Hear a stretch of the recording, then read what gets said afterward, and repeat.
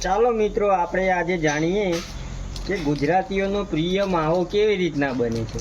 તો પહેલાં સોપારી લઈ લેવાની, તેમાં થોડી તમાકુ નાખી દેવાની. જો આ રીતના તમાકુ નાખી દેવાની. પછી થોડું એક હલાવીને પાઉચ ચૂનો આવે છે ખાવાનો, ફિલ્ટર ચૂનો આવે છે, તેને થોડો આવી રીતના નાખી દેવાનો. થોડો જ નાખવાનો, નહીંતર માવો સારો નહીં બને. પછી આને 5 મિનિટ સુધી આવી રીતના ઘસે જ જવાનો. પછી 5 મિનિટ થઈ જાય પછી તમે જોઈ શકો છો કે આ મસાલો કમ્પ્લીટ મિક્સ થઈ ગયો છે આપણો. જો આવી રીતના મિક્સ થઈ જાય તો કમ્પ્લીટ આ માવો બની ગયો છે આપણો. પછી તેનો તમે ટેસ્ટ લેશો, તમને કેવો લાગશે તમે ખાઈને જાણી શકો છો.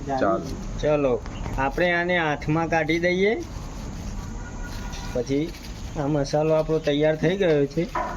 અને એક બીજી વાત, તંબાકુથી કેન્સર થાય છે, એટલે 18 વર્ષના નાના છોકરાઓએ ટેસ્ટ કરવો નહીં. જુઓ, આ માવો ફક્ત તમે જમ્યા પછી એક ખાઓ તો તમારું પાચન શક્તિ વધી શકે છે.